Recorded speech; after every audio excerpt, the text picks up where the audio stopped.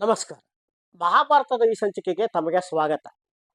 ಈ ಸಗರನಿಂದ ಸಾಗರವಾಗಿದ್ದು, ಭಗೀರಥನಿಂದ ಭಾಗೀರಥಿಯಾಗಿದ್ದು, ಇದೆಲ್ಲವನ್ನು ಯುಧಿಷ್ಠಿರ ಲೋಮೇಶ ಮಹರ್ಷಿಗಳಿಂದ ಕೇಳಿ ತಿಳಿದುಕೊಂಡ. ಅವನಿಗೆ ಬಹಳ ಸಂತೋಷವಾಯಿತು.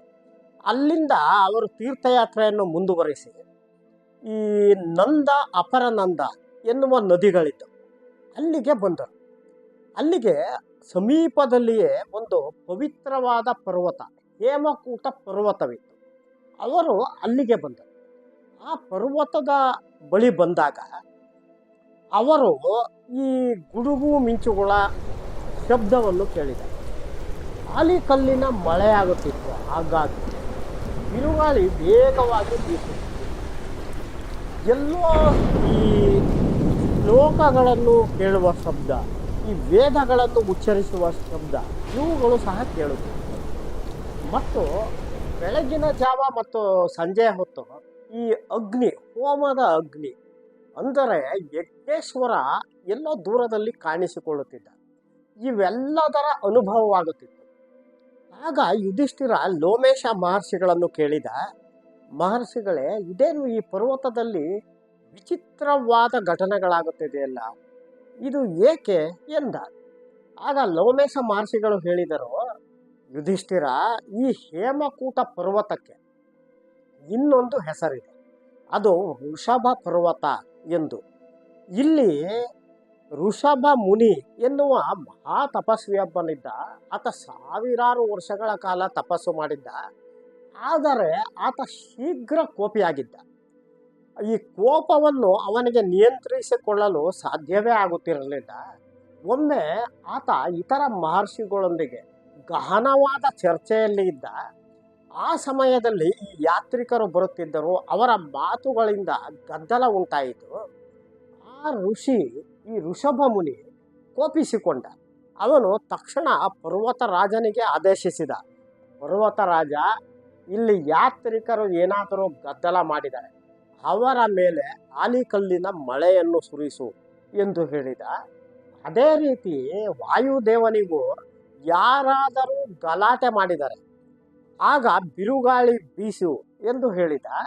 ಮತ್ತು ಅವನು ಶಾಪವನ್ನು ಸಹ ಕೊಟ್ಟ, ಇಲ್ಲಿ ಯಾರಾದರೂ ಮಾತನಾಡಿದರೆ ಅವರ ಮೇಲೆ ಈ ಗುಡುಗು ಸಿಡಿಲಿನ ಶಬ್ದ ಉಂಟಾಗಿ ಅವರ ಮಾತುಗಳು ಯಾರಿಗೂ ಕೇಳಿಸದಂತೆ ಆಗಲಿ ಎಂದು ಶಪಿಸಿದ.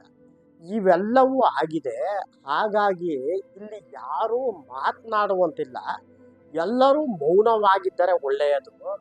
ಜೊತೆಗೆ ಇದು ಎಷ್ಟು ಪವಿತ್ರವಾದ ಪರ್ವತವೆಂದರೆ, ಇಲ್ಲಿಗೆ ಬರುವ ತಪೋನಿಷ್ಠರಲ್ಲದವರಿಗೆ, ವ್ರತನಿಷ್ಠರಲ್ಲದವರಿಗೆ ಈ ಪರ್ವತ ಕಾಣುವುದೇ ಇಲ್ಲ ಯುಧಿಷ್ಠಿರ ಎಂದೆಲ್ಲ ವಿವರವಾಗಿ ಹೇಳಿದರು. ಆ ನಂತರ ಆ ನಂದಾ ನದಿಯನ್ನು ತೋರಿಸಿ ಹೇಳಿದರು, ಇದು ಪವಿತ್ರವಾದ ಪುಣ್ಯಕ್ಷೇತ್ರವಾಗಿದೆ, ಇಲ್ಲಿ ನೀವು ಸ್ನಾನ ಮಾಡಿ ಶುದ್ಧರಾಗಿ ಎಂದರು. ಸರಿ, ಪಾಂಡವರು ಹಾಗೆಯೇ ಮಾಡಿದರು. ಅಲ್ಲಿಂದ ಮುಂದೆ ಹೊರಟು ತೀರ್ಥಯಾತ್ರೆಯಲ್ಲಿ ಅವರು ಈ ಕೌಶಿಕಿ ನದಿಯ ಬಳಿ ಬಂದರು. ಅಲ್ಲಿ ಈ ಕೌಶಿಕರ ಆಶ್ರಮವಿತ್ತು. ಮತ್ತು ವಿಶ್ವಾಮಿತ್ರ ಬಹಳ ಕಠಿಣವಾದ ತಪಸ್ಸನ್ನು ಮಾಡಿದ ಸ್ಥಳವಿತ್ತು. ವಿಶ್ವಾಮಿತ್ರರ ಆಶ್ರಮವೂ ಇತ್ತು. ಯುಧಿಷ್ಠಿರ ಅದನ್ನೂ ಸಹ ವಿವರವಾಗಿ ಈ ಲೋಮೇಶ ಮಹರ್ಷಿಗಳಿಂದ ಕೇಳಿ ತಿಳಿದುಕೊಂಡ. ಹಾಗೇ ಮುಂದೆ ಬರುವಾಗ ಅಲ್ಲಿ ಈ ವಿಭಾಂಡಕ ಮುನಿಗಳು, ತೇಜೋಮಯವಾದವರು, ಮಹಾ ತಪಸ್ವಿಗಳು, ಅವರ ಜೊತೆಗೇನೆ ಇನ್ನು ಈ ಋಷ್ಯಶೃಂಗ ಆಶ್ರಮವಿತ್ತು. ಋಷ್ಯಶೃಂಗರು ಮಹಾಮುನಿಗಳಾಗಿದ್ದರು. ಯುಧಿಷ್ಠಿರ ಅತ್ಯಂತ ಕುತೂಹಲದಿಂದ ಈ ಋಷ್ಯಶೃಂಗರ ಬಗ್ಗೆ ಕೇಳಿದ. ಆಗ ಲೋಮೇಶರು ಹೇಳಿದರು, ಯುಧಿಷ್ಠಿರ, ಈ ವಿಭಾಂಡಕ ಮುನಿಗಳು ಅವರು ಈ ಕೌಶಿಕನ ವಂಶದವರು. ಈ ವಿಭಾಂಡಕ ಮುನಿಗಳು ಮಹಾ ತಪಸ್ವಿಗಳು. ಅವರು ಸಾವಿರಾರು ವರ್ಷಗಳ ತಪಸ್ಸು ಮಾಡಿದ್ದರು. ಅದರಿಂದ ಇಂದ್ರನ ಸ್ಥಾನಕ್ಕೆ ಕುತ್ತು ಬರುವುದೋ ಏನೋ ಎನಿಸಿತು. ಒಮ್ಮೆ ಈ ಮುನಿಗಳು ಸ್ನಾನ ಮಾಡುತ್ತಿದ್ದಾಗ ಇಂದ್ರ ತಪಸ್ಸನ್ನು ಕೆಡಿಸುವ ಉದ್ದೇಶದಿಂದಲೇ ಊರ್ವಶಿಯನ್ನು ಕಳಿಸಿಕೊಟ್ಟ. ಆಗ ಮುನಿಗಳ ಮನಸ್ಸು ಒಂದು ಕ್ಷಣ, ಒಂದೇ ಒಂದು ಕ್ಷಣ ಚಂಚಲವಾಯಿತು. ಅವರ ರೇತಸ್ಸು ಸ್ಖಲಿಸಿತು. ಆ ರೇತಸ್ಸನ್ನು ಒಂದು ಜಿಂಕೆ ನುಂಗಿತು. ಆ ಜಿಂಕೆ ಒಬ್ಬ ಶಾಪಗ್ರಸ್ತಳಾದ ದೇವಕನ್ಯೆಯಾಗಿದ್ದಳು. ಅವಳಿಗೆ ಬ್ರಹ್ಮ ಹೇಳಿದ್ದ, ನಿನಗೆ ಯಾವಾಗ ಒಂದು ಮಗು ಹುಟ್ಟುತ್ತದೆ, ಆ ತಪಸ್ವಿ ಒಬ್ಬ ಹುಟ್ಟುತ್ತಾನೆ, ಆಗ ನಿನ್ನ ಈ ಶಾಪ ವಿಮೋಚನೆಯಾಗುತ್ತದೆ ಎಂದು ಹೇಳಿದ್ದ ಆ ದೇವಕನ್ಯೆ. ಆ ದೇವಕನ್ಯೆ ಈಗ ಜಿಂಕೆಯಾಗಿ ಹುಟ್ಟಿದ್ದರು. ಆ ಜಿಂಕೆ ಈ ಸಂದರ್ಭದಿಂದ ಅದು ಗರ್ಭವತಿ ಆಯಿತು. ಅದು ಈ ದೈವ ನಿಯಾಮಕವೋ ದೈವ ಪ್ರೇರಣೆಯೋ ಈ ವಿಚಿತ್ರ ಸಂಗತಿಗಳಿಂದ ನಂಬಲಿಕ್ಕೆ ಅಸಾಧ್ಯವಾದ ವಿಷಯವಾಗಿದೆ ಇದು. ಅದರಿಂದ ಒಂದು ಮಗುವನ್ನು ಪ್ರಸವಿಸಿತು. ತಕ್ಷಣ ಆ ಜಿಂಕೆಗೆ ಶಾಪ ವಿಮೋಚನೆಯಾಯಿತು. ಆಕೆ ದೇವಕನ್ಯೆಯಾಗಿ ಮತ್ತೆ ಸ್ವರ್ಗಕ್ಕೆ ಹೊರಟು ಹೋದಳು. ಆ ಮಗುವನ್ನು ಈ ತಾಯಿ ಇಲ್ಲದ ಮಗುವಾಗಿತ್ತದು. ಅದನ್ನು ಈ ವಿಭಾಂಡಕ ಮಹರ್ಷಿಗಳೇ ಸಾಕಿದರು. ಅವರ ಮಗನೇ ಈ ವಿಭಾಂಡಕ ಮಹರ್ಷಿಗಳು ಆ ಮಗುವಿಗೆ ಋಷ್ಯಶೃಂಗ ಎಂದು ಹೆಸರಿಟ್ಟರು. ಋಷ ಎಂದರೆ ಸಂಸ್ಕೃತದಲ್ಲಿ ಜಿಂಕೆ, ಶೃಂಗ ಎಂದರೆ ಕೊಂಬು ಎಂದು. ಋಷ್ಯಶೃಂಗ ಎಂದರೆ ಯಾರಿಗೆ ಜಿಂಕೆಯ ಕೊಂಬು ಇರುತ್ತದೆಯೋ ಅವನ ಹೆಸರೇ ಋಷ್ಯಶೃಂಗ.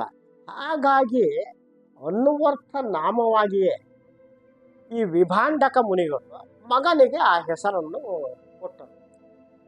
ಆ ವಿಭಾಂಡಕ ಮುನಿಗಳ ಆಶ್ರಮದಲ್ಲಿ ಇವರಿಬ್ಬರೇ ಇರುತ್ತಿದ್ದರು, ಮುನಿ ಮತ್ತು ಆತನ ಮಗ ಈ ಋಷ್ಯಶೃಂಗ. ಬೇರೆ ಯಾರ ಪರಿಚಯವಾಗಲಿ ಮುಖವಾಗಲಿ ಯಾರಿಗೂ ಕಾಣಿಸುತ್ತಿರಲಿಲ್ಲ. ಒಂದು ಅರಣ್ಯದ ಮಧ್ಯೆ ಸರೋವರದ ಬಳಿ ಈ ಋಷ್ಯಶೃಂಗ ಮಹರ್ಷಿಗಳ ಆಶ್ರಮವಿತ್ತು. ಈ ಋಷ್ಯಶೃಂಗ ಚಿಕ್ಕಂದಿನಿಂದಲೇ ತಪಸ್ವಿಯಾಗಿದ್ದ, ವೇದಾಧ್ಯಯನದಲ್ಲೇ ನಿರತನಾಗಿದ್ದ, ಧ್ಯಾನದಲ್ಲಿ ಇರುತ್ತಿದ್ದ, ತಪಸ್ಸನ್ನು ಮಾಡುತ್ತಿದ್ದ. ಬಹಳ ಪರಿಶುದ್ಧವಾದ ಆತ್ಮವಾಗಿದ್ದ ಅವನು. ಬೇರೆ ಮನುಷ್ಯರನ್ನೇ ಅವನು ನೋಡಿರಲಿಲ್ಲ ತನ್ನ ತಂದೆಯ ಹೊರತಾಗಿ.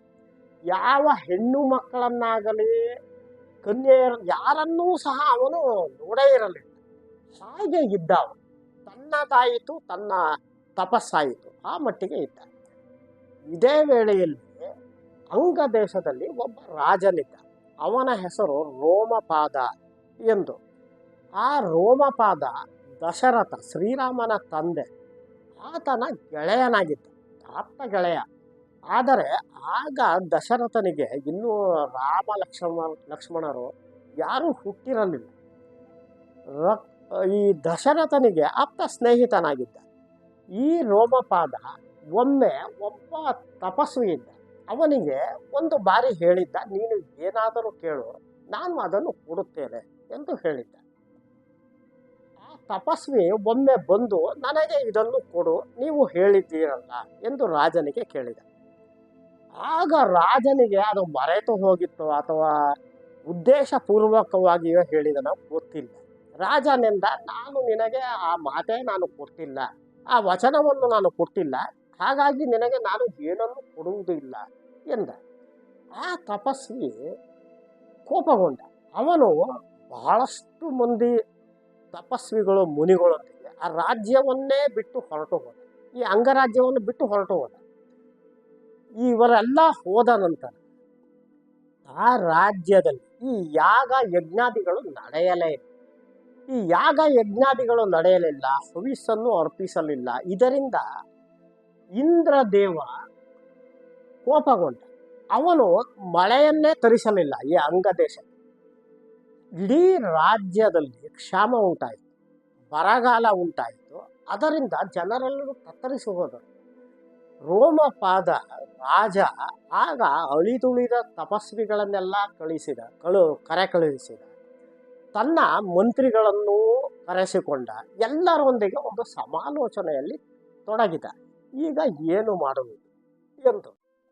ಆಗ ಒಬ್ಬ ತಪಸ್ವಿ ಹೇಳಿದ, ಮಹಾರಾಜ, ನೀನು ಮೊದಲು ಹಿಂದೆ ಆ ತಪಸ್ವಿಗೆ ಕೊಟ್ಟ ಮಾತನ್ನು ಉಳಿಸಿಕೊಳ್ಳಲಿಲ್ಲ.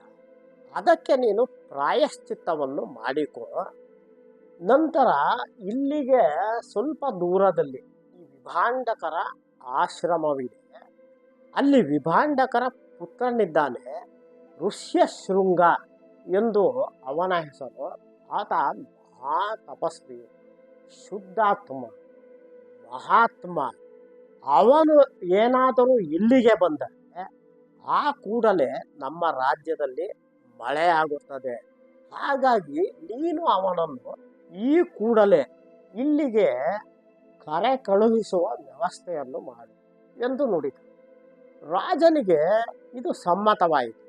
ಅವನು ಯಾವ ರೀತಿ ಋಷ್ಯಶೃಂಗ ಮುನಿಯನ್ನು ಇಲ್ಲಿಗೆ ಕರೆಯಿಸಬೇಕು ಎನ್ನುವ ಆಲೋಚನೆಯಲ್ಲಿ ಬಿದ್ದ.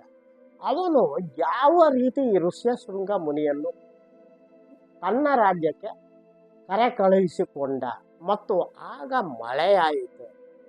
ಯಾವ ವಿಚಿತ್ರ ಸಂಗತಿಗಳಾಗದು ಎನ್ನುವುದನ್ನು ಮುಂದಿನ ಸಂಚಿಕೆಯಲ್ಲಿ ನೋಡೋಣ.